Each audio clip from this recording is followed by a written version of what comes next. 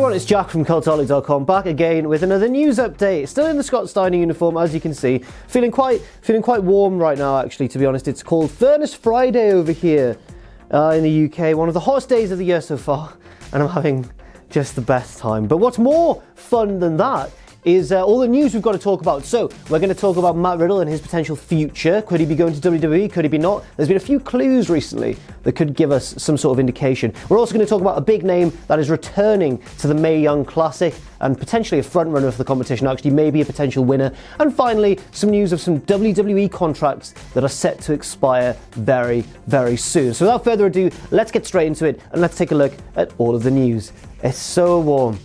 It's so warm. First up, let's talk about Matt Riddle and his potential next steps in his wrestling career. It's been sort of rumoured quite widely that he'll be heading to WWE. He's been cancelling indie dates around the time of SummerSlam weekend, prompting rumours that he's going to appear in the crowd at NXT TakeOver Brooklyn 4. Now, this week, like a lot of those promotions that he's cancelled dates for kind of just went, oh, okay, cool, Matt Riddle can't make it, blah, blah, blah. They didn't really go into specifics.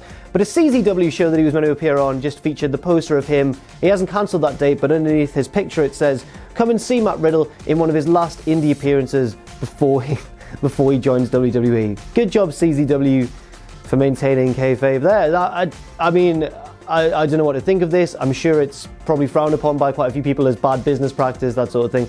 But, you know, it sort of gives an indication once again that maybe he is going to WWE, I guess.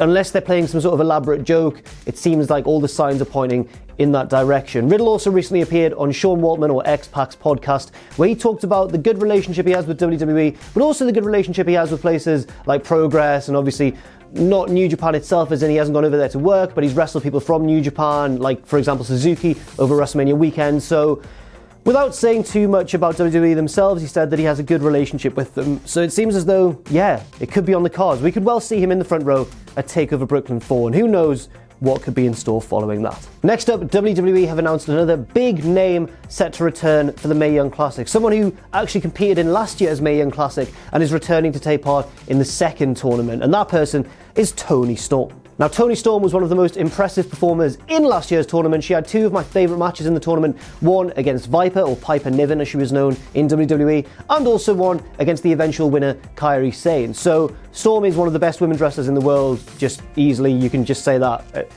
No one really argues that. She's phenomenal to watch, and if you just have a look at any one of her matches pretty much, you can see why she's so highly regarded. And it's no surprise to me really that WWE have welcomed her back into the fold after such a great showing last year. In fact, I may be tempted to say that Toni Storm is my potential favourite to win the tournament. She's very marketable, she's got a great image, she's a fantastic wrestler, she sells really well. She's a phenomenal babyface in terms of getting sympathy. She sells like few other wrestlers I've seen in terms of a legitimate sort of, seems like she's genuinely in pain. She's very, very good at that too. And she's got a bit of an edge about her, you know, she's kind of grungy and rocky. So I think she's everything that WWE want, and I certainly wouldn't be surprised to see her lift the trophy at the end of the Mae Young Classic. But it is, of course, a very, very strong field. There are great women's wrestlers from all around. Deonna Purrazzo was recently announced for it as well. Obviously Tegan Knox, formerly known as Nixon Newell, another one of the big names of the UK independent wrestling scene, like Toni Storm. Even though Toni Storm's from Australia, sort of New Zealand area, I think she's got dual citizenship. She, you know, made her name on the UK wrestling scene. So yeah, there's a lot of great women in that tournament, and I guess we'll see who wins. But my money, for now, is tentatively on Toni Storm. And finally, in the Wrestling Observer newsletter, it was reported that 4 main roster WWE superstars are coming to the end of their contracts, and it's a big question of whether or not those contracts will be renewed. I think one for certain that's going to be renewed is AJ Styles, current WWE champion, of course. I don't think they're going to let him go anytime soon.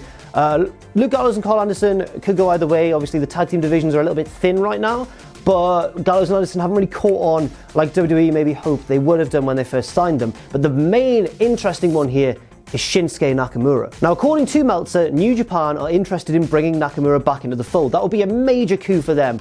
You know, bringing back someone, he could be a fantastic heel, someone who betrayed New Japan, I guess, to go out west and compete in WWE, and then came back, and he'd have to like win back the respect and stuff. I can totally see that storyline, and there'd be some excellent matches generated because of that.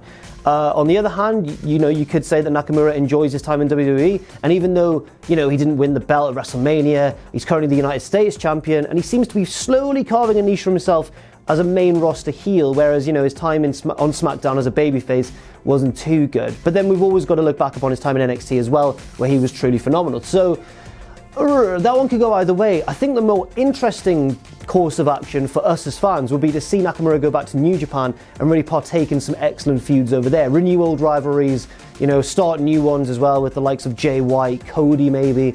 But at the same time, you know, he's very good anyway, so as long as he's booked right in WWE, he can always have great matches with people there as well. So whatever happens, I guess it'll be interesting either way. That's all for now. Thank you very much for watching this news piece. I've been Jack from Cultaholic.com. You can follow me on Twitter at JackTheJobber if you want to. You can also follow all of us generally at Cultaholic, and you can check out our Patreon too if you wish, patreon.com/Cultaholic. And never forget, obviously, of course, to join us.